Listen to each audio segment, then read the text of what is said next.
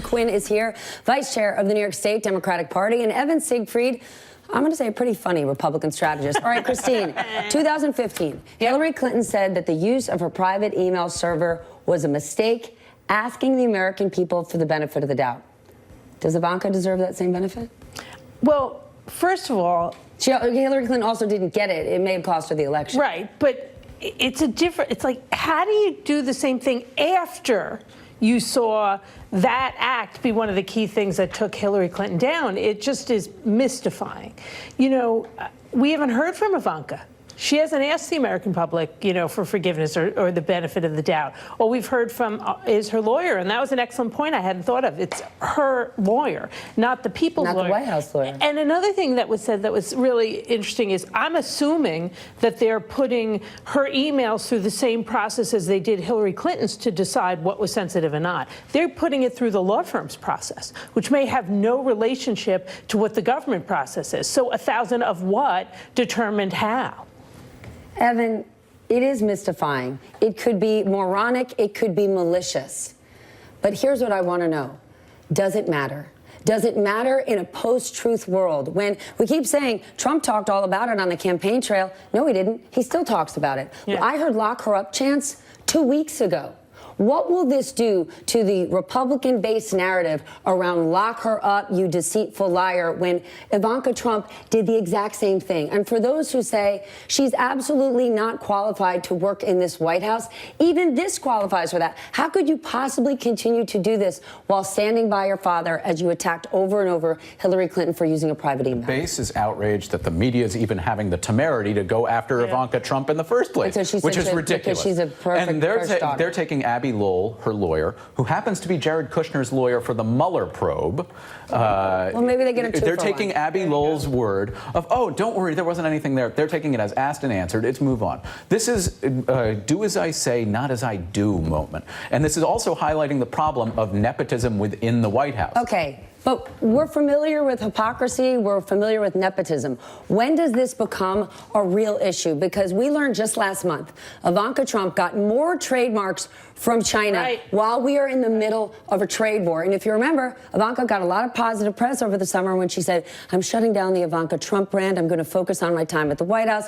And the next thing you know, she's getting her own personal signature sausage casings in China. Well, look.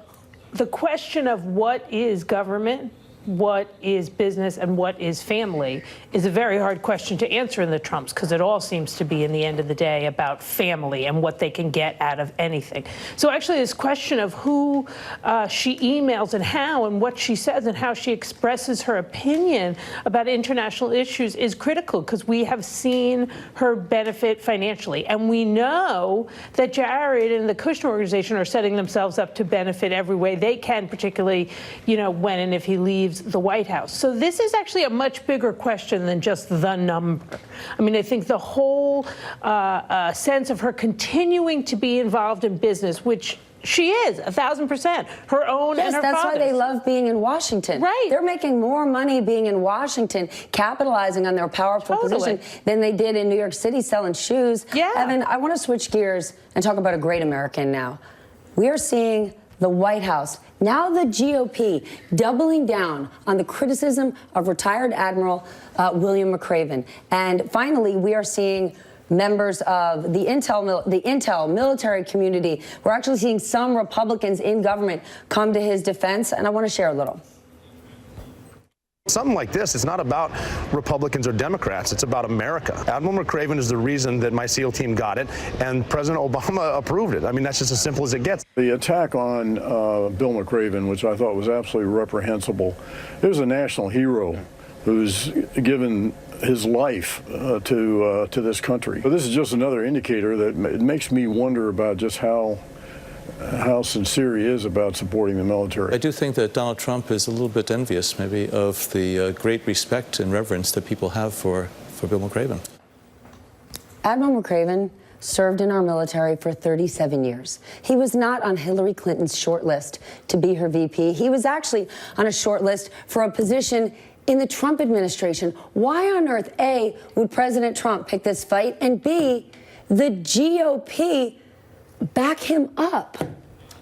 Do you see? I can barely get my words out on this Donald one. Trump has gotten into fights and insulted the military since day one of his campaign. He likes people who weren't captured, in reference to John McCain. He attacked Khizr Khan, the father of a Gold Star, or a Gold Star father. And then it's with David Johnson, when he was killed last year in the Niger operation, his phone call to comfort the widow actually made things worse. And then when we see it again, time and time again, we see him do things. He didn't go last Monday to Arlington because he was making phone calls. But why? Why would he? Yes, this is who he is. Why? What's the strategy? Because I think you can't really always use the word. Rarely can you use the word strategy and Donald Trump together. But you can. We're foolish to say, like, he has no strategy. He does have a strategy. He lives inside of the White House, and we don't. Well, that is true, but often when he's in that White House or in interviews, what takes over potential strategy, and I would argue a lot of the strategy is forced on him by others, is his own emotions and his own temper. The Admiral, in his opinion, grossly criticized him, right, or whatever word he would use. He stood up for the First Amendment, a right he's put his life on the line for 37 years. The president has no ability to control his emotions in the moment, right? He got asked the question, he responds. Okay, that's Trump. But you explain the GOP, because I'm going to read. That's the party I'm going to read the tweet that was sent out from the RNC. Here we go. Worth noting, after recent comments, retired Admiral William McRaven was reportedly on Hillary Clinton's shortlist for vice president in 2016. No, he wasn't. He's been critical of President Trump, even dating back to the 2016 campaign. He is hardly a non-political figure. Jennifer Lawrence is on my short list for the next girl I ask out, but it doesn't mean she's involved in that process And whatsoever. it certainly means she ain't saying yes. No, if she were smart, she'd say no.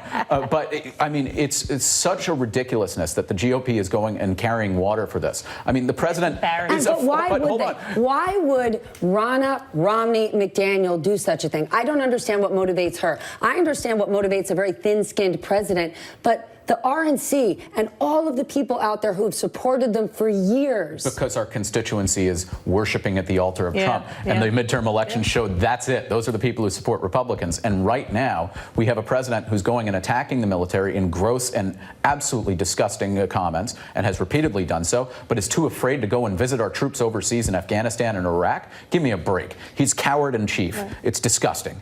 And the GOP has lost its soul. Time to get it on back. Guess what? There's always a new day tomorrow.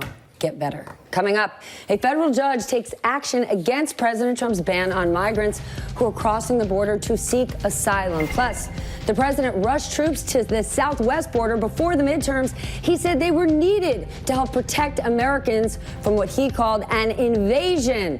Then the midterms happened. He stopped talking about it. And now there's reports that those troops will soon be coming home. I'm thrilled they're coming home.